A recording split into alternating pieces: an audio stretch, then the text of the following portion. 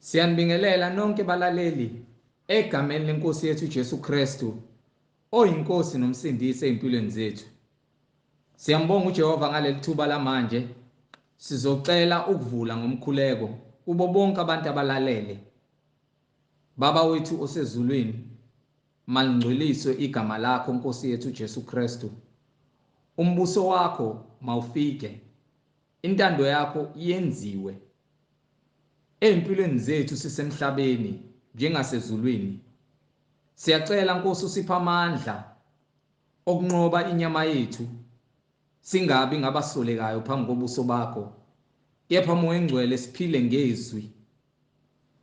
Sihlale ezwini lakho wena Moya Engcwele, sizwe ngawe, usibuse. Usipha amandla okuthanda abanye abantu nokuthi sithande wena Nkosi ngaphezulu kwakho konke okukhona emhlabeni, ngamandla ethu onke, ngemphefumulo yethu nangeimpilo zethu.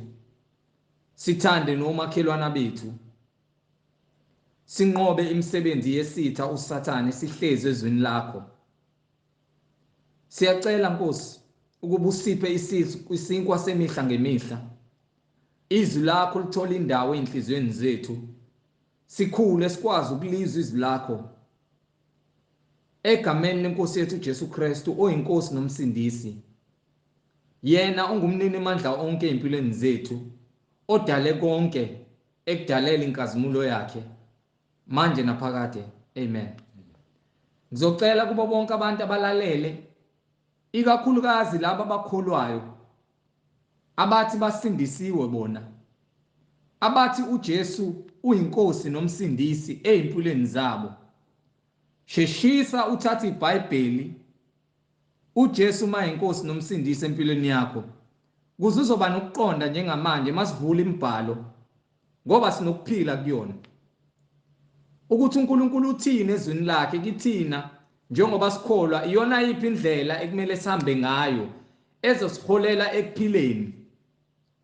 Nawe ungenakho ukuqonda ukuthi kuyini ukukholwa, sheshisa uthatha iBhayibheli lakho kuze kuzothi makufundwa uthole ukucaciseleka ukuthi ukukholwa, abantu mabethi bakholwa, iyona ndlela le yokuphila ekumele baphile ngayo. Inkosi mayithinta inhliziyo yakho njengamanje, sheshisa-ke mfowethu, dadewethu, mama, nawe mnumzane womuzi, egameni lenkosi yethu Jesu Kristu. Angihambi-ke ngedwa, ngihamba nomfowethu Mhlengi. Nginikela kuwena Nondaba. Amen. Siyabingelela egameni likaJesu Kristu, ngomusa nothando neqiniso likaNkulunkulu kanye nobungcwele obukuKristu. Sithi igama lenkosi malidunyiswe, liphakanyiswe, libongwe ukuba umusa wakhe ungowaphakade. Sithatha lethuba sibonga uNkulunkulu ngokuthi usinikile ukuphila ukuze sikwazi ukuthi sifinyelele kulesikhathi ekutheni sikwazi ukufumana iqiniso, sisondelane nezindlela zakhe ukuze sigcine siphephele kuye ngezikhathi zonke namihla yonke yokuphila kwethu, ngokuba ngaphandle kwakhe akukho ukuphila. Wathi kuKhayini esebulale umfowabo, uyakuba umhamba uma ngokwenza isenzo esibi, ngokuba awuyenzi intando noma ufunanga ukubukela kumfowenu wenza okulungile, kodwa uthathe isinqumo sokuthi uchithe igazi kungekho sizathu ngenxa yomona nenhliziyo elikhuni. Umuntu onenhliziyo elikhuni ongafuni ukuhamba ngentando kaNkulunkulu ungumhamba uma, akanandawo emhlabeni. Umphefumulo wakhe uyantanda, njengoba untanda umphefumulo wakhe uhambe bambelela kuzona zonke izimfundiso nakho konke ubuwula basemhlabeni obubhayo, ngenxa yokuthi akanaso isisekelo sokuphila. Kungumthwalo ukuba uyisiwula ngokuba ufana nomuntu ohambayo emini kodwa udwanguze bomnyameni. Kubuhlungu ungalazi iqiniso. Kubuhlungu kakhulu ukuthi uthi sowulazi iqiniso ungafuni ukulamukela, ngokuba lokho kukwenza ube isigqila sokuba untamo olukhuni, uphinde ube isiwula, uphinde ube inhliziyo likhuni. Kungeyona intando kaNkulunkulu ukuthi wena ube isiwula, kodwa uNkulunkulu ukunikelele ekutheni ube isiwula ngokuba awufuni ukuzwa. Indlela kaNkulunkulu ibekiwe phambi kwawo wonke umuntu ophilayo emhlabeni ukuthi ayithabathe, kodwa abantu bakhetha izindlela ezifunwa izinhliziyo zabo ukuze bagcwalise izinkanuko zenyama, bese bephetha bebhubha. Isiphetho somuntu ongezwa ukubhubha, ngokuba uma ungahambi ngendlela kaNkulunkulu umele ukubhubha. Uyathanda uthandi, awukwazi futhi ukuthi uzolalela uNkulunkulu uphinde ulalele izwe. It's either uzolalela uNkulunkulu mase uhamba ngendlela yakhe kuphela, ngokuba yena unesikhwele. Ungakhohlwa ukuthi uthi yena unguNkulunkulu onomona nomhawu. Njengoba enomona nomhawu kusho ukuthi akafune kubhanqwa nalutho. Uma ngikhonza yena angikwazi ukuthi ngiphinde ngiphume ngenze noma ngabe yini engiyithandayo, ngokuba sengiphilela yena. Mangiphilela uNkulunkulu ngiphilela ubungcwele. Ebungcweleni ngiyazinikela ngenhliziyo ekuthobekile, ekhululekile, ezothile, ezinikelayo ebungcweleni.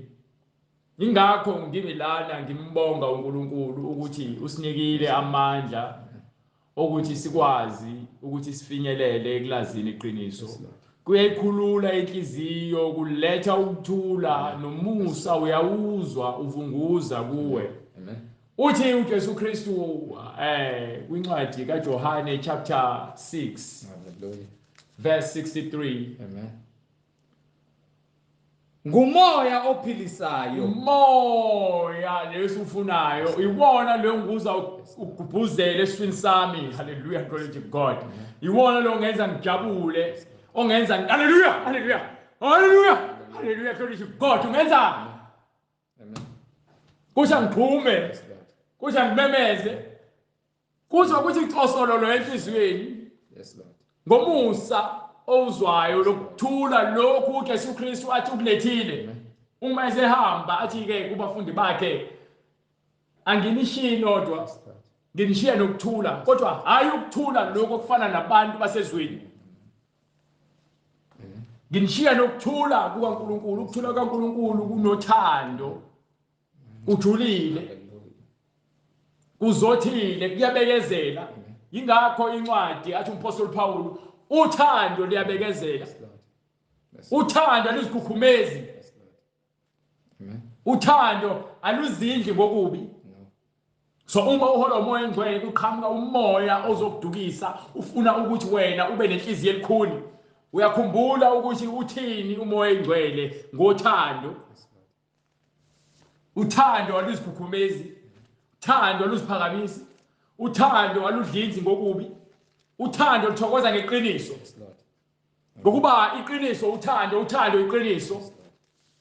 Siyambonga uNkulunkulu ngabaprofeti bakhe abathumela wabanika umqulu wolwazi ukuze basishiye nemibhalo le esifundayo namhlanje, ekuyiyona esitshela ngezindlela zikaNkulunkulu nothando neqiniso nomusa okukuNkulunkulu kusukela eqaleni ngaphambi kokuthi umhlaba usekelwe. Wabanika ulwazi, bathwala ulwazi kaNkulunkulu. So ngolwazi kaNkulunkulu lusifundisa indlela yokuphila ngendlela yakhe engcwele, indlela yokukhuluma yakhe engcwele, indlela yokuziphatha kwakhe engcwele, indlela yokuhamba kwakhe engcwele. Amen. uNkulunkulu thumele abaprofeti ukuthi bakhuze abantu bakhe ukuze basindiswe. Wathumela indodana yakhe yona yodwa ukuba izosindisa abantu kweza ukukhanya ebumnyameni ubumnyama akufunanga ukwamkela ukukhanya kodwa labo abamkela ukukhanya babangamadodana namadodakazi kaNkulunkulu bangabantwana bakaNkulunkulu isho njalo incwadi kaJohane nencwadi yamaRoma ithi labo abaholwa umoya oyingcwele noma labo abaphila ngomoya oyingcwele bangabantwana bakaNkulunkulu.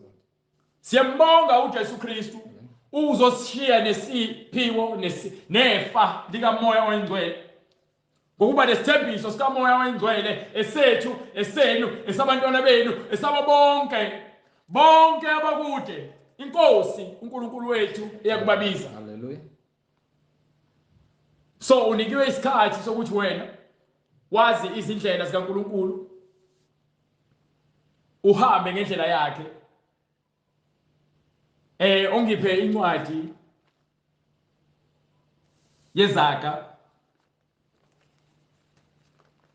sahluko 11 verse 12. Incwadi izaga isahluko 11 verse 12. Yes sir. Odelela umakhelane wakhe akana kuhlakanipha. Lalela. Umuntu onolimi olukhuni onolimi olishelelayo ongakwazi ukugada ulimi lwakhe ukhuluma noma kanjani nabantu ngokuba emehlweni akhe noma engqondweni yakhe noma enhlizweni yakhe le ndlela akhuluma ngayo ilungile kuyena. Ubheke esikoleni kukhona abantu kuthiwa yini amabhuli ngesingisi iqhwaga abantu abaxhaphaza ezinye izingane ngenxa yokuthi uzibone ngazi ukuthi yena ukhukhumele nomuntu obhuti abadala abakubo abafunda esikoleni noma ubaba wakhe unesibhamu ukhuluma noma kanjani nothisha ukhuluma noma kanjani ezinye ingane uyazishaya ugcona ezinye izingane uhleze khuluma izinto ezizomenza ukuthi yena lo muntu azibone ngathi ungcono kunabanye abantu ufuna ukuhlekisa abantu ngenkani ngokuthi adelele abanye abantu. Akukhulunywe ngomakhelwane ngobana ukuthi wena sonomuzi umakhelwane wakho umuntu oseduze kwakho ingakho lisho iBhayibheli thanda umakhelwane wakho njengoba uzithanda wena. So uNkulunkulu njengoba esho njalo ufuna ukuthi ugade ulimi lakho ngokuba olimini khona amandla okuphila khona amandla okufa. Ngolimi uyadala ngolimi uyabulala. Awubulala umuntu ukuthi afe ngokwenyama kodwa ubulala umphefumulo womuntu ongaphakathi kuyena. Ukuzethemba komuntu uyakubulala ngamagama. So kubalulekile ukuthi uma uzokhuluma ukhulume ngokuqonda. uNkulunkulu uyasiza ngalo iBhayibheli akukho lekho uNkulunkulu athi kwakhona inhlamba. No. Akukho lekho uNkulunkulu egcona abantu. No.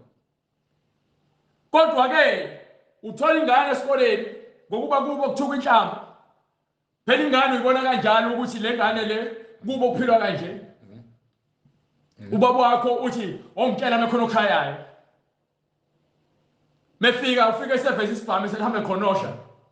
Esebuza ubani oshaya ingane yami. Ubani oshaya umfana wami angizalelanga wena. Akuthuka akubize ngokuthi. Athi mina ngizokusakaza ngenhlavu manje. Yini lento ephethe le emenza khonoshe. Kodwa thina abantu abangcwele uthi uMpostoli Paul impi yethu akusiyona enyama. Asifune izikhali thina silwa impi kamoya silungisa imphefumulo yethu silungisa imphefumulo yodadewethu ukuze ke bakwazi ukukhuluma ubungcwele ngokuba ngolimi uyakwazi ukukhuthaza umuntu ngolimi uyakwazi ukudestroya umuntu. So incwadi ithi umuntu okhuluma into embi kumakhelwane wakhe uyisiwula. odelela umakhelwane wakhe akanakuhlakanipha. ngokuba wena unongcebo umakhelwane wakho akanangcebo usubona ukuthi ungcono ingane yakho ngokuba hlezi nikhuluma kwakho ukuthi awabheke lapha abantu bayahlupheka ingane ngelinye ilanga zothi ziyadlala esikini ngiyahlupheka haleluya glory to God ngokuba vele bayahleba iBhayibheli liphambene nabantu abahlebayo alimfuni umuntu ohlebayo iBhayibheli abantu baziphakamisa iBhayibheli liphambene nabantu abazikukhumezayo yonke imibhalo iyasitshela ukuthi uNkulunkulu into angayifuni yini kwincwadi yamaRoma sahluko 1 qala from verse 19 or from verse 28 Incwadi kwabaseRoma isahluko sokuqala. yes sir Verse 28. Nanjengalokho bengakunakanga ukumazi uNkulunkulu. yayibona indaba iqala kuphi ithini incwadi Njengalokho bengakunakanga ukumazi indaba uNkulunkulu. iqala ekutheni unganaki ukuze ufunde ukukhuluma ufuna unake uma wena ungakwazi ukunaka ngeke uze ukubone ukuba sephutheni ngokuba yini awunaki ufana nomuntu ovuka ekuseni ahambe ohlala nabantu afika ahleka into ohlakahla yini akazinaki yena mabamtshela unohlakahla athi nawo nezimbici nje angithi uJesu Kristu uyakhuluma ngalo nto leyo athi uzosusa kanjani ubhici lomuntu wena unohlakahla athi qala uzinake wena ukuze nawe uzokwazi ukukhomba ongalungile komunye umuntu do you understand so manje na ke iBhayibheli lisifundisa indlela yokuthi sinake kodwa kukhona abangafunanga ukunaka ithini ngabo Nanjengalokho bengakunakanga ukumazi uNkulunkulu. abafunanga ukunaka nokumazi uNkulunkulu uNkulunkulu wabanikela wayese badedelela wabayekelela engqondweni yokunganaki. wabayekelela kuphi Engqondweni yokunganaki. obaba abadala ngisho othisha banengqondo yokunganaki uthisha esikoleni ukhuluma nengane umzali yena ukhuluma nezingane uzithuka ngenhlamba ngikhona umnye uthisha wesithuka esikoleni esibiza ngazo zonke inhlamba lo thisha wahamba esikoleni ngenxa yami ngenxa ukuthi mina ngasukuma ngathi ngeke sengishayiwe ngonile sikuba isidingo sokuthi ufuna uphinde lokho uhlekisa ngami wafuna ukungixoxisa eklasini nganqaba waphuma eklasini waduba yahamba indaba afike e-office kanti vele nase-office kwi-staff asebenza nabo uyabathuka uthiwa ngisho uprincipal uyalwa nabo bonke abantu Hallelujah. waxoshwa esikoleni ngenxa yokunganaki nokungakwazi ukuziphatha ngenxa yokuziphakamisa ngenxa bathi yini pride ngesiZulu ukuziqhenya ukuphakema Wabanikela engqondweni yokunganaki ukwenza okungafanele. ukwenza izinto ezinjani Okungafanele. so ngisho ungathi ukholwa ngakanani uma ungakwazi ukucontrola noma ukulawula ulimi lakho ungakwazi ukubhekisisa into ozoyiphimisela ngomlomo izingane eziningi ingakho ezinye zishiya emakhaya zihambe siyohlala emgaqweni zibalekela udlame olusekhaya yini ubaba noma umama bahlezi bexabana bayathukana ubaba mesedakiwe uyabika ushisa isibhaxa ekhaya umama naye ekhuluma uthuka inhlamba uthuka ngisho ingane emsebenzini bantu bayahlebana bakhuluma kabi omunye ufuna ukuba muhle komunye umuntu omunye uyazinengela kwimanager ngabanye abantu likhuluma ngalo iBhayibheli abantu abayinhleli lithi iBhayibheli uNkulunkulu wabanikela engqondweni yokunganaki ukwenza okungafanele. yebo Begcwele konke ukungalungi. begcwele ini Begcwele konke ukungalungi. begcwele ini Begcwele konke ukungalungi. yini ungalungi Nokonakala. yini libonakala nesangabe isangabe nobubi ububi isangabe ukufana nabanye abantu ukhohlwe ukubaluleka kokuphila kwakho ukhohlwe ukubaluleka kwaNkulunkulu unganaki uNkulunkulu unake izinto zasemhlabeni mase lezo zinto zikwenze ziguqula inhliziyo yakho ukuthi ube nemidlinzo emibi ububi buyatheka njengembewu esuka itshaliwe enhliziyweni ezindaba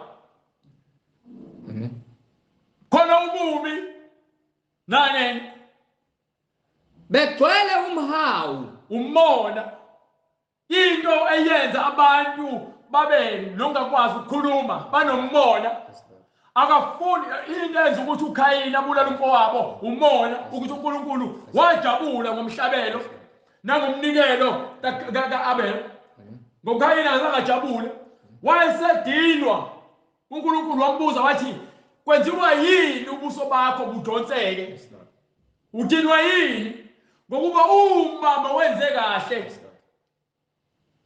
bengiyothokoza uma unganakile isono siyangongqoza umona ulethwa inhliziyo elikhulu ilethwa umhobholo abantu abangafuni ukwamkela ukuthi izinto abanazo balile isikhathi esifanele bafuna shortcut mase ke abanye abantu bephumelela aqala athi ke ubani uyangithakatha ingakho ngaphumeleli ahambe ayofuna imithi ukuze enze ukhohlakala yini umbulawa umona umuntu ubekwe kwiposition emsebenzini wanikwa kwathiwa akabe induna noma abe imanager wena uyahamba uyenyangeni uyofuna isikhundla sakhe ngokuba unomona uthi la muntu uhola kangcono nawe wena usufuna leso sikhundla sakhe uhamba izinyanga noma umthengela abantu ukuthi bambulale ukuze wena uthathe lesa sikhundla angithi nakutshela nje iBhayibheli lithi ababulala bangene ezulwini nibanga izikhundla emabandleni yilo mfundisi ulwana likaMfundisi ubantu abadala abanabafundisi abancane ngokuba abafundisi abancane bafuna ukuzenzela umathanda abafundisi abadala bahamba ngeqiniso noma abafundisi abadala bafuna ukuzenzela umathanda abafundisi abancane bafuna ukuhamba ngeqiniso bese kuba khona ukushayisana kwembono ngokuba khona ufuna kwenzeke intando yakhe ngomona ufuna isikhundla ngenkani umona uyifa lezibula umona yifa lezinja ngokuba kumona uqhamuka inzondo nokubulala bese kuphuma yini nokubulala ubulala nje kuqale kumona isangabe yini nobubi begcwele umhawu umona nokubulala bese ke kuphuma ukuthi wena uthathe isinqumo sokuthi ufuna ukubulala nokuphikisana izingane ngokuba bezihleli bafana behleli beyisixuku ngenxa ukuthi into abahlanganisile ungcola into abayenzayo bakhuluma izinto ezikhohlakala omunye bese yahlabeka bese thoba baxabene akhipha ummese amgwazi omunye yini omunye akakwazanga ukukhipha uqoqa ulimi lakhe amajele agcwele abantu abangakwazi ukukhuluma abathi inhliziyo zabo zincane bathi ke into ezokwazi ukuthi ixazulule ukuthi ngivele ngiqede ngawe but angikazululanga inkinga engaphakathi kumina ngilwa nomuntu kodwa nginomoya omcindezelayo ongaqondi ngokuba ngolimi ngiyakwazi ukufundisa umuntu ngolimi ngiyakwazi ukuqondisa umuntu noma ngabe isidakwa noma ngabe isigebengu noma ngabe isiboshwa noma ngabe umbulali noma ngabe umthakathi noma umfundisi wamanga ngolimi uyakwazi ukumshape umuntu makhe ahambe ngendlela eqondile uma kuyintando kaNkulunkulu akuphoqelekile ukuthi umuntu ithi incwadi qeqesha ingane ukuze ikhule ngokuqonda noma qeqesha ingane ngendlela ekumele ikhule ihambe ngayo ukuze uma seyikhulile ingezuka ukuphuma kuyona eyincwadi ithi ungayibambeli ingane uswazi uyishaya ingane mesancane ukuze ikhule ikwazi ukuhlukanisa okubi nokuhle. Lokho kushiwo ngokuthi uma umshaya umntwana awumbulali kodwa uyamsiza, awumshayi kuphela ngoswazi, uyamyala nangamazwi. Ingakho incwadi yezaga ikhuluma ngokuyala nangokwakha, ikhuluma ngokuyala nangokwakha. 18:6 chapter 22 verse 6.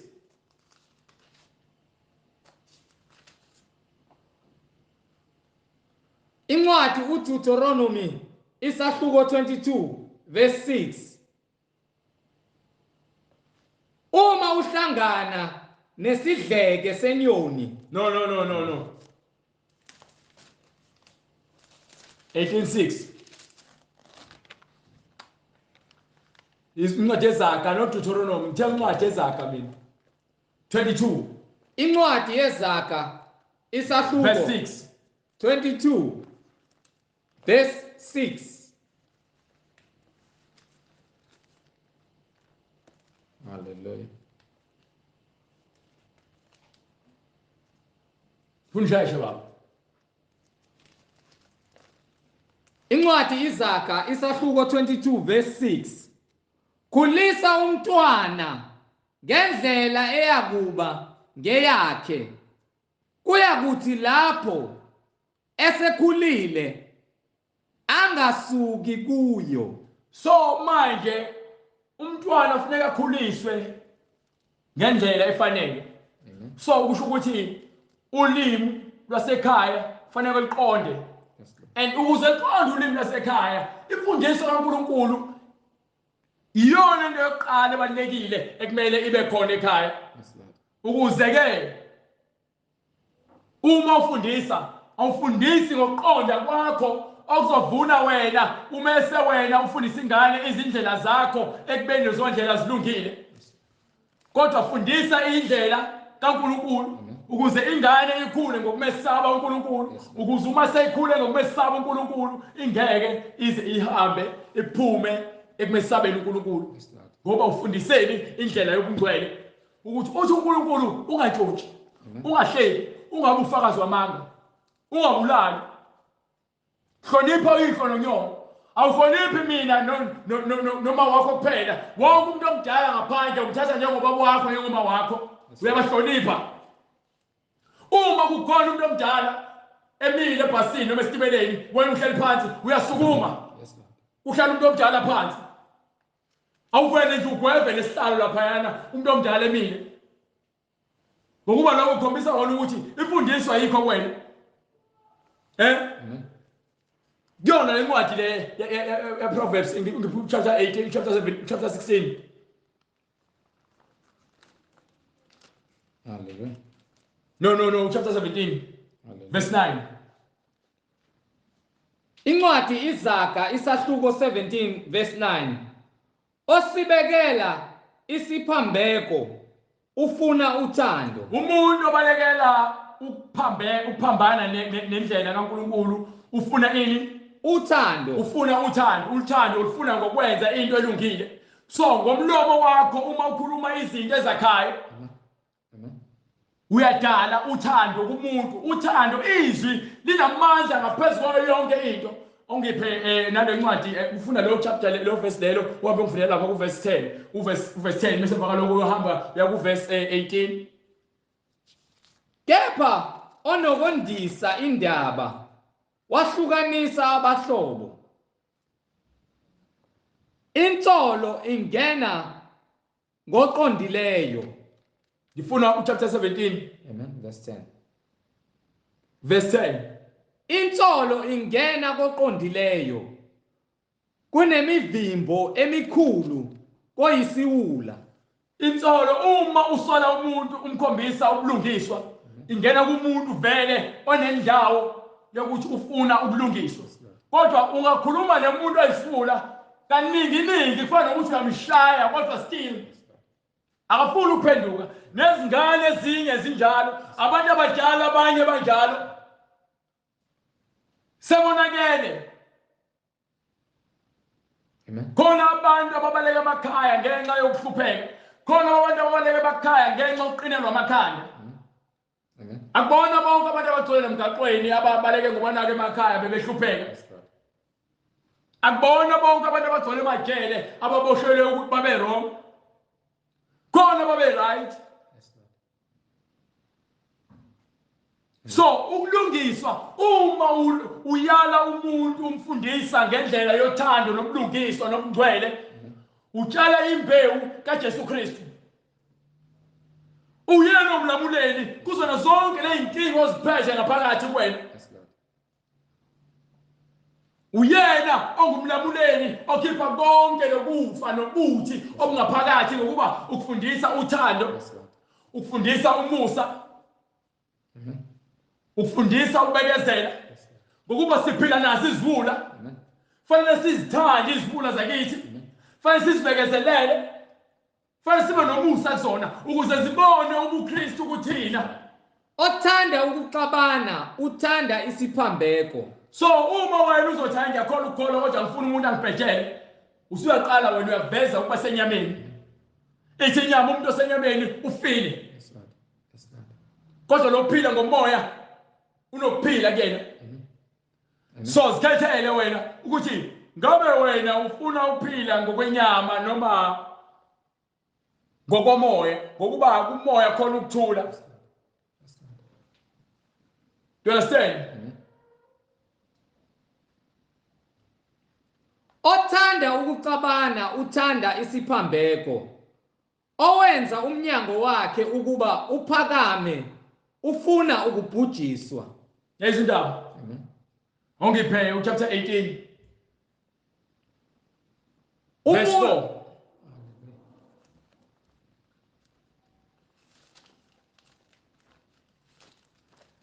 Izaga isahluko 18 verse 4. Amazwi omlomo womuntu anjengamanzi ajulileyo.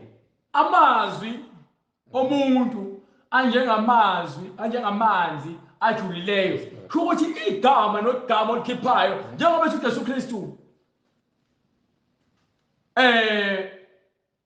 lapha kwincwadi kaJohane chapter 6 verse 63 uthi umoya oletha ukuphila. Ngiphe yona lo ncwadi leyo mase siyabuya siza ngapha sochaza lento esifuna ukuyichaza. Ngumoya ophilisayo. Umoya ophilisayo, umoya, amazwi, izwi ngeke uzulibambe ngesandla. Kodwa uma lifika umuntu elikhuluma, izwi liletha inguquko, lenza umuntu oyisifula ahlakaniphe. So izwi lijulile, kanjalo nezwi eliphuma ngenzondo lijulile. Ngokuba lithinta izindawo umuntu angazazi naye ukuthi ithinteka kanjani kodwa ngezwi. So ingakho kumele siqaphele ukuthi ngomlomo wethu sithini. Ngokuba yini sifuna ukwenza sure ukuthi yonke into esiphimisela ngomlomo iletha ukuphila. Ngokuba ngomlomo uyadala, udala ke ukukhuthaza umuntu ukuthi aphile ngokwethemba. Ayisho incwadi kwincwadi ngifuna incwadi yamaRoma chapter 1 verse 17 or starting from verse 16. Incwadi kwabaseRoma isahluko sokuqala verse 17 verse 16. Ngokuba anginamahloni ngevangeli. Ngokuba anginamahloni ngevangeli. Ngokuba linamandla. Linani? Linamandla. Izwi linamandla. Akuyena umuntu onamandla. Izwi linamandla. Linamandla kaNkulunkulu. Linamandla kaNkulunkulu. Izwi linamandla kaNkulunkulu. uNkulunkulu osinike amandla ukuthi thina sikwazi ukuphimisela izwi Yes, Lord. ngenhloso yokuthi ufuna sidumise yena. Amen. Amen. So uma sidumisa yena konke sikhulumayo ukuphila.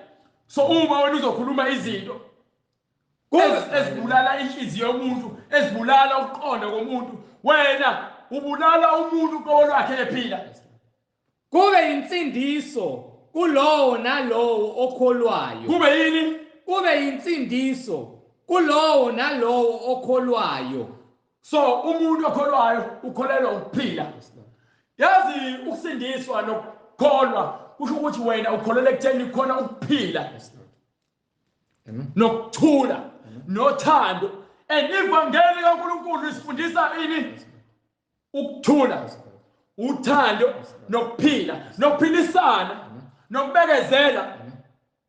Ngokuba yonke into ekhulunywa yizwi kaNkulunkulu ukhuluma ngemoya ekhona emhlabeni efuna ukubusa kubantu. Umoya wenzondo awuboni kodwa ngesenzo somuntu uyabona ukuthi umoya wenzondo lo. Amen. Umoya wokuhleba awuboni kodwa ubona ngezenzo zomuntu ukuthi umoya wokuhleba lo. Umoya woqamba amanga awuboni ngamehlo kodwa ke ngezenzo uyabona ukuthi lo ugcwele umoya wamanga. Ugcwele umoya ofebe nakhona awuboni izenzo ezikhulumayo. So uma uNkulunkulu uyakholwa izwi lakhe ngokuba ezwini likaNkulunkulu kukhona ukuphila. Haleluya. Haleluya. Haleluya. Haleluya. Haleluya. Haleluya. Haleluya. KuNkulunkulu kukhona ukuphila. Ingakho ithi incwadi ngiphe Ngokuba ngumoya ophilisayo, inyama ayisizi lutho. Umoya ophilisayo, inyama ayisizi lutho. Umoya ophilisayo, izwi lingumoya. Inyama iphila ngenxa yomoya. Ngenxa inyama wasekuqaleni yayiwudaka. uNkulunkulu wasephefumula umoya wokuphila enyameni. Kwase kuba ke umphefumulo ophilayo. Amazwi engiwakhulume kini. Lamazwi akhulunywayo, amazwi yonke into ekhulunywayo yizwi, umoya ukhulunywa yini izwi? Izwi liyini? Lungumoya. Umoya onjani? Umoya ongcwele. Angumoya. So uma sisile sisindisiwe sibalekela imoya engcola, imoya elethwa uSathane, imoya efaka amadimoni kubantu, amadimoni okubulala, amadimoni okuthanda izinto semhlabeni. Yini izinto semhlabeni? Wena uNkulunkulu uthe uwakhile uphelele. Amen. Amen. Uthi uwakhe ngomfanekiso wakhe phezu kwakho konke. Amen. Lento suyidwebe emzimbeni ijathu.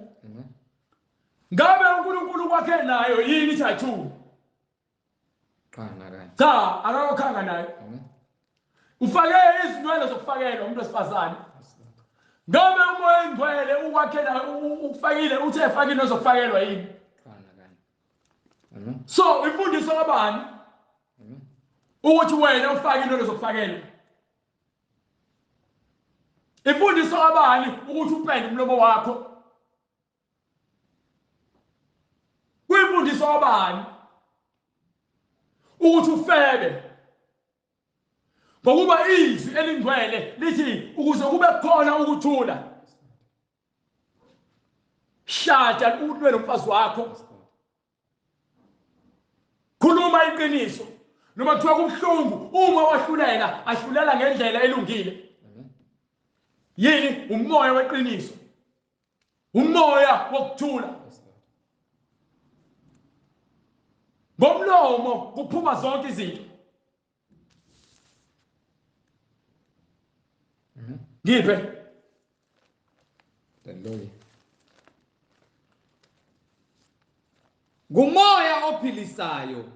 Ngiphe kunencwadi. Hambe kwincwadi yamahubo 141. Haleluya. Incwadi amahubo isahluko 141. Hallelujah. Starting from verse 1. Ivesi lokuqala. Jehova, ngiyakhala kuwe. Ukhala kubani? Jehova, ngiyakhala kuwe. Ngiphuthume lalela izwi lami. Nxa ngikhuleka kuwe, umkhuleko wami mawube njengempepho ebusweni bakho. Ukuzithoba kwami uNkulunkulu makushunqe, izwi lwami lizwakale kuwe. Ngomlomo ufuna ukukhuluma ukuphila kuNkulunkulu. Amen. Uletha umkhuleko ukuze uNkulunkulu akuzwe. Amen. Ithini? Umkhuleko wami njengempepho ebusweni bakho, nokuphakanyiswa kwezandla zami njengomnikelo wokusihlwa. Usafuna lo ncwadi ohambe lapha ku verse 11 sorry ku chapter 140 verse 11. Hallelujah. Umuntu wamanga makangamiswa emhlabeni. Yini uNkulunkulu angayifuni? Amanga. Umuntu okhuluma izinto ezingekho. Khona abantu abathokoza ngokukhuluma amanga ukuze ajabulise abantu. Amanga asemjovile usephila ngawo, ngisho kuphupha ebusuku uphupha amanga. Amen. Ngisho ngasathandi wakhuluma amanga yini? Indawo yeqiniso ayisekho kuyena. Siyakutshela nje ukuthi izwi liyadala. So lento edalayo uyiphila noma uyenza noma uyikhuluma kuwena enhlizweni yakho iyakhula. Iwe umkhubo ozowuphila. Akekho umuntu ovela wavuka isifebe. No. Kwakhona unembezo womshaya eqala ukwenza ukuganga. Wengafuni ukuvula wengafuni ukwehlisa iphendi. Esaba ngoba wengazi okwenzakalani. Kodwa wathi selehlisile walowo efuna ephinde ukulehlisa. Kwaze kwangena indawo yobuhlungu kuyena enhlizweni. Kwakhona into emlimazayo umuntu enhlizweni yakhe. Ingakho ke la abantu basezweni amantombazane athi abafana izinja. Amen. Abafana odoti. Nabafana abathi amantombazane ifebe. Bathi amantombazane idwedwe. Yini? Bonke balimele. Balinyaza ukuthi iqiniso alikho kubona. Ingakho umuntu mesifazane acela mbheke ukuthi umkanjani. Akambheka inkanuko ezimenza amanga ambusa. Bacanga ukuthi umuntu omuhle wesifazane ngokwesakhiwo uqotho. Abazi ukuthi ithi incwadi ikhiwane elihle ligcwala izibunge. So uma ikhiwane elihle ligcwala izibunge, kuyenzeka ubona umuntu utshela ukuthi wena yabona lo ulungile, athule naye azothe. Hallelujah. Uyothi wasondela eduze kwakhe uhlale naye isikhashana akumbulele ezinye izinto. Usabe ubone ukuthi hey Yephi. Hallelujah. yini ithi incwadi ihlolani imimoya. Amen. Anihlole imimoya lena.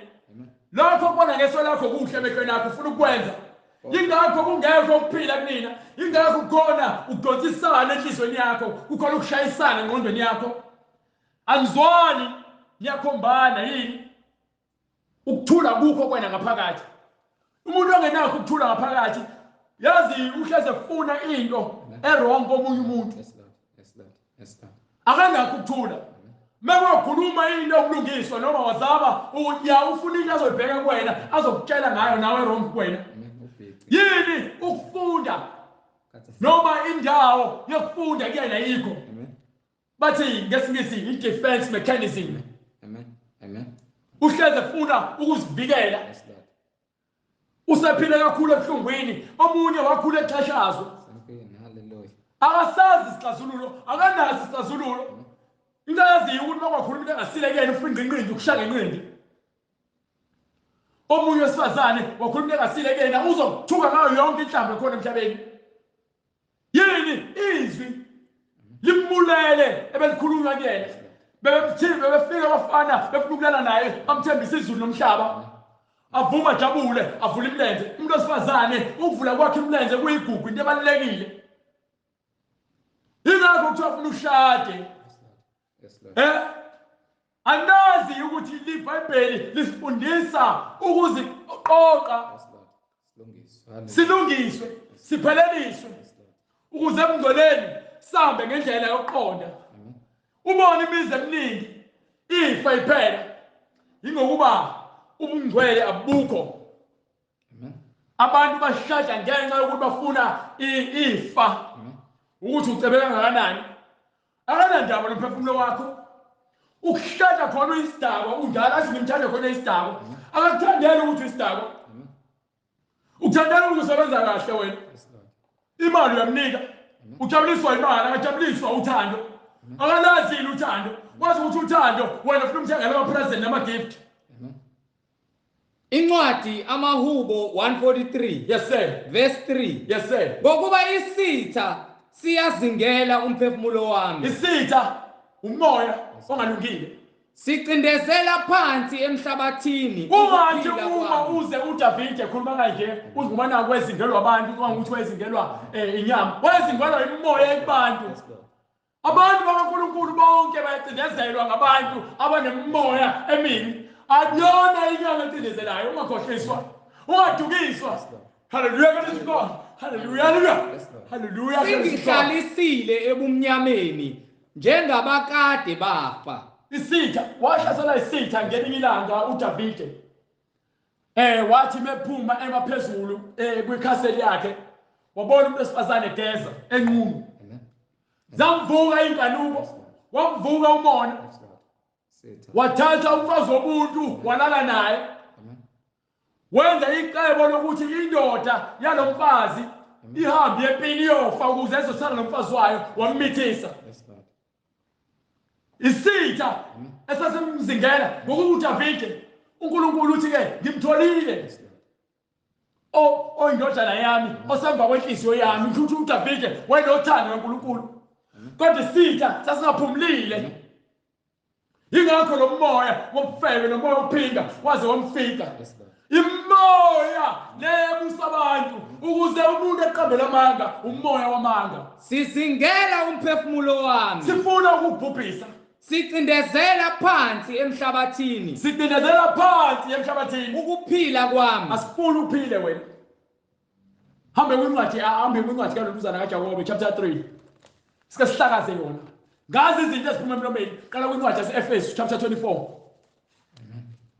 sizwe ukuthi yini ekumele sikhulume ngomlomo. Isahluko incwadi yase-Efesu chapter 4 verse 24. Hallelujah. Incwadi kwabase-Efesu isahluko sesine verse 24. Nembathe umuntu omusha. Fanele uma uphila kuKristu wembathe umuntu omusha. Umuntu omusha umuntu ophila ngeqiniso. Umuntu ophila ngeqiniso umuntu ophila ngobungcwele. Izwi lobungcwele ukuthatha kuNkulunkulu. Owadalwa ngokukaNkulunkulu. Udalwe ngani? Owadalwa ngokukaNkulunkulu. Yayizolo lento ebhole phansi thini? Ilungisa umphefumulo wakho. uDavide ngale uhlaselwa umoya. Lo moya ufuna ukumcindezela ukuze ke angabi nakuqonda kwaNkulunkulu aphume ekuthambekeni kuNkulunkulu. Nesithu usathana uma ekuzingela efuna wena udinwe uthumela noma ngabe intombi yakho noma ngabe umkakho noma ngabe ingane yakho bone bafuna wena uphume khona kwakho kodwa umuntu oqonda into yokuqala ozomela uyenze ukuthi ukhuleke. Umkhuleko unamandla. Umkhuleko unamandla. Mawukhuleka ucela uNkulunkulu ukuthi akulethele ukuqonda akunike isixazululo alethe ukuhlakanipha kwakhe kulesi simo obhekene naso. Why? Hallelujah to God. Ngokuba ke uyena okwazi ukulungisa konke. Ngomoya oyingcwele ayikho into okwazi ukuyihandlisha. Konke uyakwazi ukuyihandlisha ngesimo sikamoya oyingcwele. Amen. Yezwa indaba. Nembathe umuntu omusha owadalwa ngokukaNkulunkulu. So kufuneka sembathe umuntu omusha odaliwe ngokuba ke manje umuntu omusha ngokuba sesidaliwe sibadala sekushintshwa lo moya ongaphakathi thina sesembatha iqiniso sesithatha imfundiso kaNkulunkulu siqhubha yona phambili. Yezwa indaba. Ekulungeni nasebungcweleni beqiniso.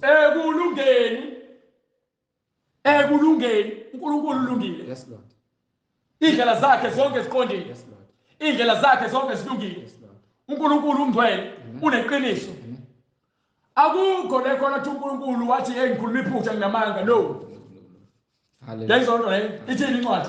Hallelujah. Sifuna ukutshela ngeBhayibheli ukuthi ithini iBhayibheli ngezinto ezenzakalayo ngokuba wena ngomlomo wakho ufune ukugadle. Umlomo wakho ufune ukugada ukuthi uthini. Ngakho lahlani amanga lahlani amanga. yalize iBhayibheli lithini utshelwa iBhayibheli baphinde chapter leverse Incwadi kwabase-Efesu isahluko sesine verse 25. ngakho ke Lahlani amanga, shiya indaba okhuluma amanga yekela nikhulume iqiniso. hlala eqinisweni shiya ungazenzisi Yilowo nalowo nomakhelwane wakhe. wonke umuntu osondele naye khuluma iqiniso musu ukuzama ukuzenza muhle phakathi kwabantu ngamanga musu ufuna ubufakazi wamanga mawukuthi lalela lithi iBhayibheli kungcono ukuthi uvele uthule Yes Lord. vele uthule kunokuthi ufuna ukuya kungqengqetheka ukhuluma uzukhuluma izinto ezingekho ngoba ufuna ubona abantu behleka ngoba naku ubona behleka bayakuthanda noma wena uhutho awuyilutho ngokuba yini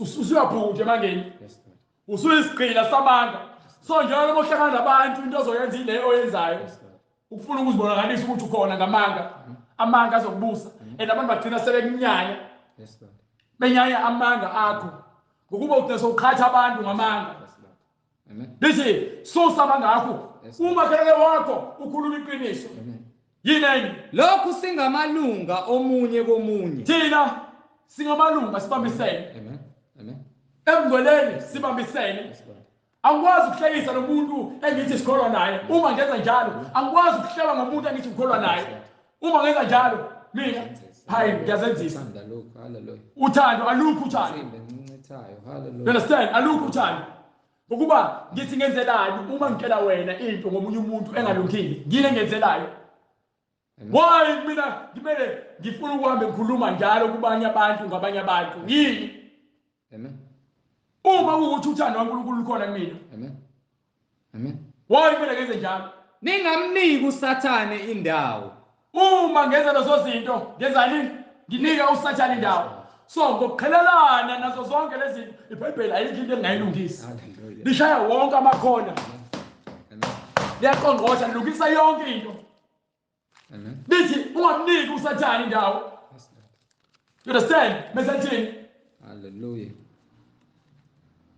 Thukuthelani ningoni. uma uthukuthele noma kwenzekile wona Ilanga noma uma uthukuthekile wenzeka wacasuka ungoni ingakho ngithe khuleka ecasukeni kwakho cela uNkulunkulu uJesu Kristu ukuthi akulungise inhliziyo yakho akulethele ukuqonda nokuhlakanipha into efuna uJesu Kristu ukuqonda ukuhlakanipha nokubekezela mase kuleso simo uthele umusa mawuthela umusa we understand ukuthi lo muntu oyenzile lento kunokuba uyenze ngenhloso noma lento ayenzile akayazi uma yenze ngenhloso nakhona akazi wenzani ngokuba uyona so wena usona isoni yezwe indaba ilanga malingashoni nisathukuthele. kungafiki isikhathi sokuthi uzufe nakhona udiniwe uneqhubu nomunye umuntu Ningamniki uSathane indawo. hlehlele esonweni ngokuba uSathane ufuna abantu bakaNkulunkulu baphume ekholweni Owebayo angabe eseba. so wena oyisela onomoya wontshontsha ungabusathinta into zabantu ungathathi unganikwanga uma uthathile ungabonwanga yishoba kwalokho ukuthi ngithathile lana bengicela bengidinga bengekho umuntu engizocela kuyena ukhuluma iqiniso ngokuba uma uthatha uyofihla mase kubuzwa uthi awazi uyisela Isona siyanyenyela. Hallelujah. emsebenzini kunezinto ezisetshenziswayo wena uyayithatha uyebeka ekhaya kodwa le ndilo mphakathi kuyabuzwa emsebenzini uthi awazi wena uyisela nize mgedwa ngamakhamera nje indawo yokusela Yes Lord. Hallelujah. angitsho ikwendaba Amen. yini awuzithembi wena uzomthemba kanjani uNkulunkulu ungazithembi wena Amen. Awuthembekile uNkulunkulu. awuthembekile kuwena uqobo lwakho ngoba uNkulunkulu usuphumile already Amen. Amen. Kepha kunalokho akhuthale asebenze okuhle. so umuntu ufuneka enze imisebenzi emihle aqonyeliswe ngemisebenzi yakhe emihle Yes Lord. Ngezandla zakhe. izandla zakhe uNkulunkulu udale wonke umuntu abanye abantu nemgaqweni bacela imali ngingamthengela ukudla ekuthengela imini imali ukuba imali iyasetshenzwa Yes Lord. fanele sisebenze sinikwe ingqondo sanikwa umzimba, sanikwa izandla, akekho umuntu oyisishosha ozocela imali. Umuntu ufuneka afune umsebenzi. Amen. Asebenzise ikhono. Abantu banamakhono. Kodwa bakha amacebo okwenza ushortcut esikhundleni sokuthi ke asebenzise izandla zakhe ukuze akhe inzuzo. Abe nokokwabelwa. Ukuze naye akwazi ukwabela abanye abantu, abe nomusa. Akuyona imali ekumele uyabela abantu. Amen. Yilokho okudlayo uyakunika omunye umuntu. Umuntu umethi ke emgaqweni ongiphe u2 bese umnika u2 angene esona sengugwayi. Wena ulule isandla sakho kumuntu owenza isenzo esibi, nawe guilty njengaye. Amen. Ingakho ufuna ukugweme uhamba unika abantu imali emgaqweni. Ngithengele ukudla, bese ulambile, ngithengele aphula udle. Uthi Jesu Kristu, indebe wasibeke siyethi ayibe sezulwini. Singazibekeli indebe emhlabeni. Ngokuba konke kuzoshabalala. Kufuneka sibheke, siqaphele. Ithini incwadi? Ukuze abe nokwabela osweleyo. Ukuze naye akwazi ukwabela abanye abantu. So mengikutshela ukuthi funda ukuzisebenza. Funda ukusebenzisa izandla zakho. Funda ukuzicabangela ukuze nawe ube usizo nakumina ngelinye ilanga. Ukuze nawe ube usizo komuntu odingile. Ngolimi ngiyakwakha ukuze ube umuntu ongcono. Lezi ndaba. Amen. Makungaphumi emlonyeni yenu nalinye izwi elibolileyo. Yonke into ongcola sibeke eceleni. Ingakho sithi ngolimi uNkulunkulu uyasigada ukuthi singakhulumi izinto ezingcolile, ezingalungile, amanga, ulaka, untshontsha, ukuhleba, inzondo. Yonke lonto leyo kumuntu ongcwele ayidingakala. Awunayo futhi indlela yokuzidlandulela. Angikwazi ukuzidlandulela. Ngokuba njalo uma khona isimo esingificile ngazithuka ngazithola mina sengisendaweni engenza ukuthi ngone, kufuneka ngigijimile eNkulunkulu. Hallelujah. Ngizibeke phansi, ngizendlale kuyena. Ngizisole. Ngixolise, ngicela umusa wakhe. Ngokuba angifuni ukwehlelwa intukuthelo kaNkulunkulu. Ngokuthi intukuthelo uthi impindiselo ngeyami. And impindiselo kaNkulunkulu ayimnandi ngoba bese chastise. Akachastise ngendlela emnandi. Makungaphumi emlonyeni yenu nalinye izwi elibolile. So umlomo wakho ufuneka ugade ukuthi yini oyikhulumayo yomuntu ongcwele. Lento oyikhulumayo inomusa nothando. Iyamakha nomunye umuntu. Ayiphakamisi yini wena ngoba khona abantu abaziphakamisayo. Buka izilima ziningi la ko WhatsApp na ko Instagram na ko TikTok. Bathoma ngemali. Bathi mongenayo imali kwisilima. Bafuna ukuthi wenze izinto, badayisa ama product angalungile. Hallelujah. Hallelujah. Kodwa kube ngelilungele ukwakha izwi igama liphuma emlonyeni womuntu. Kufanele ngabe thina sonke siyakhana. Ukuze kube khona isizwe esiright, esilungile, esingcwele phambi kaNkulunkulu. Wonke umuntu nomakhelwane wakhe bakhuluma amazwi akhayo. Nina ngeke ukuhlebana. Yekani ukuhlebana. Izwi eliphuma emlonyeni wakho malakhe. Ubona inzondo ingapheli. Ingokuba wonke umuntu ufuna ukuba ngaphezulu komunye umuntu. And lonto leyo ilimaza abantu abaningi. Ukuze bangafinyeleli ekulazini iqiniso, bangabi nako ukuphila. Amen. Makungaphumi emlonyeni wenu nalinye izwi elibolileyo, kodwa libe ngelilungele ukwakha njengokuswelekileyo, ukuze libavezele umusa abezwayo. Yayizindaba izwi linamandla, liyadana, liphilile. Yes, Lord. elikaNkulunkulu ilona leli kumele silandele ukuze umuntu olalele athi yazi indlela ehlakaniphile ngayo uthi angihlakaniphile uNkulunkulu ophila kumina and ngikhuluma uNkulunkulu ngaso sonke isikhathi. Uma uhlala neBhayibheli ulifunda uphila ngalo, yonke into ozoyikhuluma ehlangene neBhayibheli yukuphila. Hayi nje ukukhuthaza abantu ukuthi ke bazoba rich, ngifunda lena ngifuna ngizwe. Khuluma ngokuceba mina komoya, umoya wakho ucebe ube rich ngaphakathi. Ngokuba ugcwele ukuhlakanipha, ugcwele ulwazi. Ulwazi lungamandla. Hallelujah, glory to God. Ulwazi lungamandla. Hallelujah. Ningamdabukisi ulwazi lungamandla, ukuqonda kungamandla, ukuhlakanipha kungamandla. Amen. Kodwa isibula sizonda ulwazi. Ingcebo ngiyonke nolwazi. So ulwazi lungamandla, luyingcebo. Ngaphakathi uhamba ukhululeke emgaqweni. Noma nje umuntu uzama ukuthuka, uvela umhlenge ngokuba yini khona ulwazi lobuhlakani bikaNkulunkulu kuwena. Yes Lord. Umfundise ukuthi azi le ndlela ukhuluma ngayo bengathi ukusiza ngithi kanje kuwena. Azibone umuntu ubula bakhe lobumuntu bakhe. Afise ukuba naloNkulunkulu onaye. Amen. Ezindaba. Ngiphe sesibhala. Hallelujah. Funda bese hamba lapha. Amen. Incwadi Izaga isahluko sesithathu verse 11. Verse Ndodana yami ungadeleli ukulaywa kukaNkulunkulu. Ndodana yami ungakuthathi kancane ukuyalwa ngezwi likaNkulunkulu.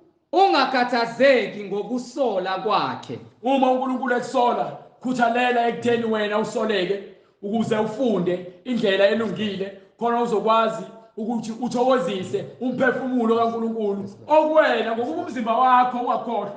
Akuwona wakho, ithempeli kaNkulunkulu. So ethempeleni kaNkulunkulu fanele kube khona ukuthula.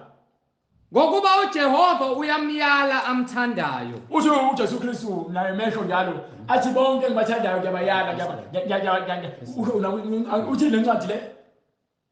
Ngokuba uJehova uyamyala amthandayo njengoyise indodana ayithandayo. Hamba ke kwincwadi yesambulo. Incwadi yesambulo chapter 3 from verse 17.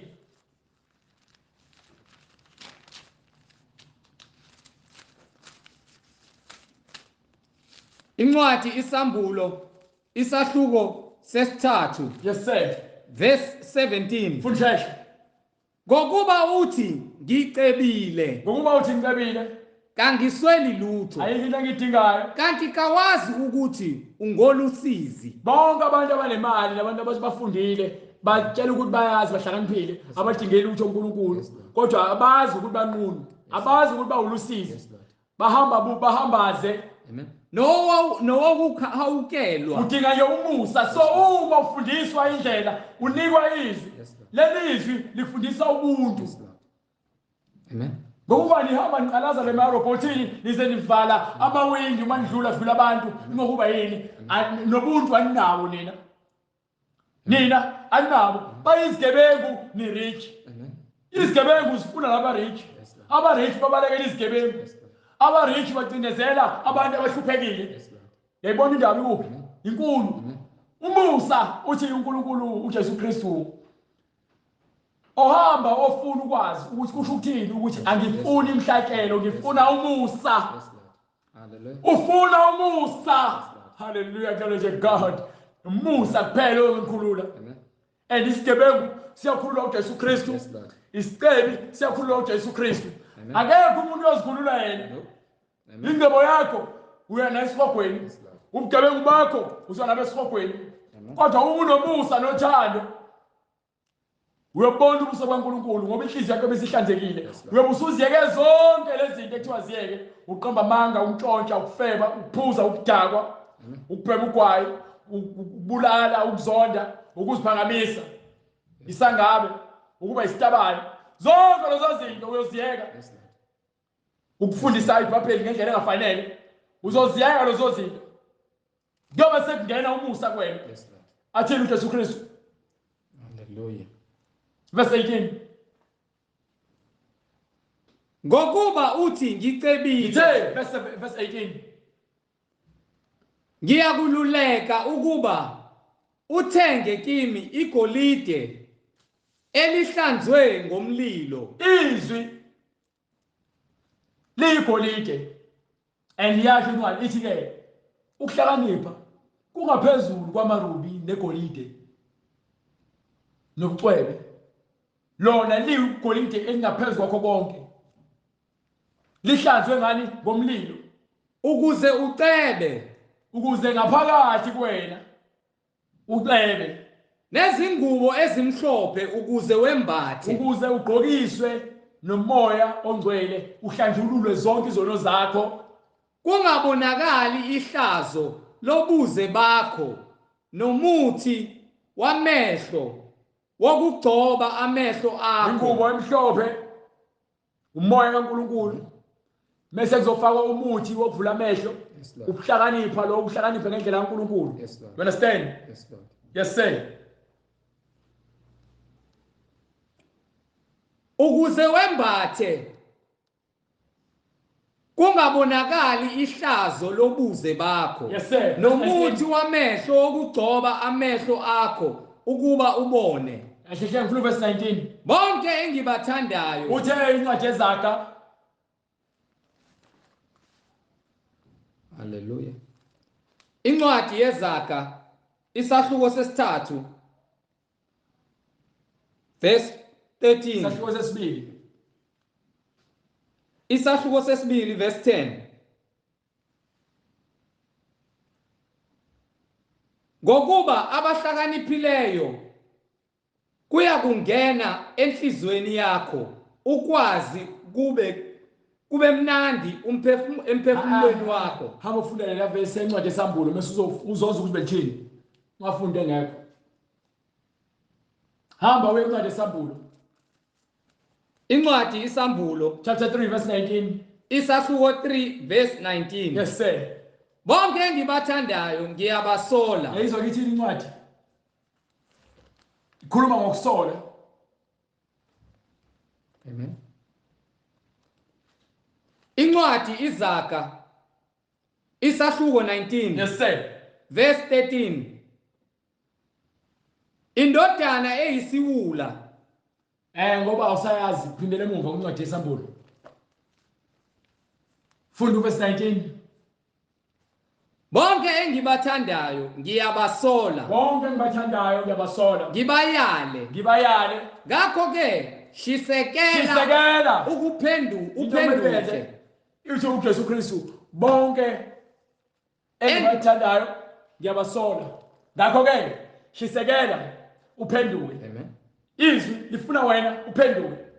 Yonke lento esikhulumayo ngezwi siyakwakha umphefumulo wakho. Siyawushape ngendlela uNkulunkulu afuna ube ngayo yiwo. uNkulunkulu ufuna wena ube ngcwele, ube lokuthula empilweni yakho ukuze kuhlambuluke inhliziyo yakho, zonke izinto zasemhlabeni zidlule, uphile ngokukamoya, ube nokuqonda nokuhlakanipha ukuze wazi intando kaNkulunkulu, ukuze wena kuwena kube khona ukuphila okuphakade. Ukuze kuwena kuphile iqiniso kuphela. So, shisekela uphenduke. Manje Ngokuba uJehova uyamyala amthandayo. Siyabonga umoya engcwele. Njengoyise indodana ayithandayo. Uthi incwadi yezaga isahluko 2 verse 12. Verse 12. Incwadi izaga isahluko 3 verse 12. Isahluko 3 verse 12. Ngokuba uJehova uyamyala amthandayo. Uthi uJehova uyamyala amthandayo. Njengoyise indodana ayithandayo. Njengoba nobaba endodaneni yakhe ayithandayo wenza njalo. Mesithi ke kwincwadi yesambulo chapter 3 verse 19. Bonke engibathandayo ngiyabasola. Yayizindaba uthi bonke engibathandayo kufanele basolwe. Ngibayale. Bese ngibanika isiyalo. Ngakho ke shisekela into ekumele uyenze bese izwi likutshela lithi shisekela uphenduke. Into mayikushisa ikwenza ungabi nokuthula. Izwi seliletha ukuze likuhlole ukuthi wena ngabe enhlizweni yakho kukhona ukuthula. Uma lelizwi lifika ukuthula enhlizweni yakho, wena uthi amen. Amen. Amen. Ngokukhulu ukuzigqaja nangokukhulu ukuziqhenya. Bheka ngimi ngasemnyango. Uthi umile ngasemnyango. Ngingqongqotha. Uma umuntu ezwa izwi lami, avule umnyango. Bese vula umnyango. Ngiya kungena kuye. Ngiyobe sengena kuye. Ngidle naye. Bese ngidla naye. Naye adle nami. Bese naye edla nami. Lalela. Shisekela uphenduke. Amen. Yilona vangeli. Izwi esikhuluma ngomlomo malibe ukuphila. Yonke into esikhuluma ngomlomo mayakhe kumakhelwane wakho. Angikhathali noma ngabe umuntu kole kangakanani kwinya ipride nokuziphakamisa, ehlisa izinga lempakamo, uzibeke phansi, zibeke phansi, uNkulunkulu uyakukhuphula. Ehlisa izinga lempakamo, uzinikele uNkulunkulu. Ukhulume ukuphila ngaso sonke isikhathi. Kuphile ukukhuluma ukuphila. Izwi olukhulumayo malingabhidlizi. Yes, Lord. Do you understand? Amen. Wathini uPetru? Incwadi ngokukaJohane isahluko 7 Ngeke uPetru lo. verse 24. Qhubeka. Ningahluleli ngokwamehlo, kepha yahlulelani ngokwahlulela okulungileyo. Khuluma izinto zikamoya. Iqiniso kumele liphile kuwena. Uma ukhuluma ungahambe ngoba na uthi ungcwele wena bese uzitshela ukuthi ungcwele nabanye abantu emgaqweni ngoba naku baphila impilo yasebumnyameni. Ungalingi ube nalowo moyo.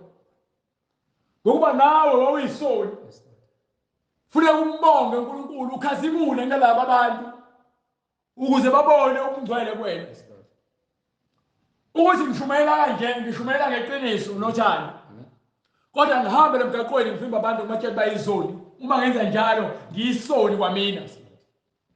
Ukwahlulela okulungileyo, ukukhomba indlela elungileyo. Le ingakho sishumayela ngeBhayibheli. Asikhuluma ukuhlamba kwethu. Kodwa sishumayela ngeBhayibheli ngokuba iBhayibheli isisekelo. Uma wena ubheke mina unenkinga ngoba ke iBhayibheli phambi kwakho and uma ungenalo iBhayibheli ufuna ukuthenge. Niye ukuthenga amawili, nokuthenga obhiya, nokuthenga ogwayi nensango. Amen. Amen. Thenga iBhayibheli. Ngokuba iBhayibheli liletha ukuphila. Amen.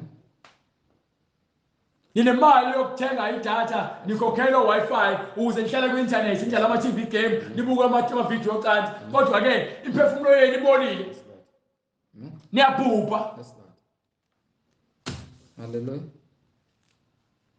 Ngiphe incwadi yezenzo. Incwadi izenzo isahluko sesibili verse 38. Incwadi yezenzo isahluko sesibili verse 38. uPetru wayesethi, uPetru wayesekhuluma wathi, phendukani. isikhathi sokuthi manje ingakho incwadi ezitheni incwadi ithi ke ngakho ke shisekela. Amen. Shisekela uphenduke. Yes, Lord. Ukuba bonke abathandayo abasola. uPetru uthi ke nani phendukani. Ivangeli elokuphenduka. Akulona ivangeli lokudlala umasigcozi le. Ivangeli lokuphenduka. Ngokuba sikhathalele imphefumulo yethu. Phenduka. Amen. Phendukani. Yilowo nalowo abhaphathizwe egameni likaJesu Kristu. Baphathiswe egameni likaJesu Kristu. Kukho ukuthethelelwa kwezono zenu. Kukho ukuthethelelwa kwezono zenu. Khona niyakwamukeliswa. Kuyobe siwamukeliswa isiphiwo sikamoya oyingcwele. Ngokuba isithembiso ngesenu. nesabantwana benu. Esabo bonke abakude. Bonke inkosi uNkulunkulu wethu eyakubabiza. Siyabonga uNkulunkulu kulesizukulwane lesi esikusona ukuthi uyasitshela ukuthi asizindise. Siphenduke. Sithi uNkulunkulu namandla siyabonga ngothando nomusa nakho konke osenzela khona. Sicela uNkulunkulu ukuthi intshisekelo ibe khona enhlizweni zethu ukuthi siphenduke baba, size kuwe ngokuqonda, sizinikele, sikubone ukungcola kwethu, bese siyakuvuma ukuba izoni inhliziyo zethu zihlabeke ziphenduke zize kuwena ngokuzinikela siphile ngobulungiswa kwakho. Sicela konke sikwenze ngokukhuthazeka ngokuba uNkulunkulu izwi lakho lingukuphila. Mihla yonke ukuphila kwethu sihlale endlini yakho uNkulunkulu singagudluki noma sifike isizwe sizama ukuthi sisigudluze, kodwa uNkulunkulu siphile ngokuqonda egameni likaJesu Kristu kuze kube phakade. Amen. Bazalwane, soyishiya inamba kubo bonke laba abelizwayo izwi selingenile ngaphakathi enhlizweni zabo, bathatha isinqumo sokuthi manje bafuna ukubhabhadiswa babe yidalwa ezintsha egameni lenkosi yethu uJesu Kristu. Sheshisa uthatha ipeni ukuze uzokwazi ukubhala imininingwana, ukuze sizokwazi ukuxhumana. Inkosi mayivumile size kuwe ubhabhathizwe. Ngizoqala ngenamba, inamba ithi 066 566 9245. Ngiphinde 066 566 9245. I-email address ithi izwilenkosi.ujesukristu@gmail.com. izwilenkosi.ujesukristu@gmail.com. Intshumayelo ziyatholakala ngokuphelele kwazo ku-YouTube. I-handle uthi izwi lenkosi uJesu Kristu. Musuyakwazi ukusubscribe, share intshumayelo, ulalele, uthumele nabo bonke obathandayo. Ku-YouTube uthi izwi lenkosi uJesu Kristu, ukwazi ukuyithola intshumayelo ngokuphelele kwazo. Ku-Instagram nakhona siyatholakala, uthi izwi lenkosi uJesu Kristu, ukwazi ukufollowisha, usende nama-DM, sixhumane. Izwi lenkosi uJesu Kristu, sixhumane. Inkosi mayivumile ithinta inhliziyo yakho, ikakhulukazi laba abafuna ukubhabhadiswa nabanemibuzo. uJesu Kristu uyinkosi ezimpilweni zethu nomsindisi, ungumqali nomphelelisi. Siyayibonga inkosi. Amen. Amen. Sibonga bazalwane, umusa nothando kaNkulunkulu, siphinde futhi sikwazi ukuthi sibonane ngokuzayo uma inkosi ivumile egameni likaJesu Kristu. Amen. Amen.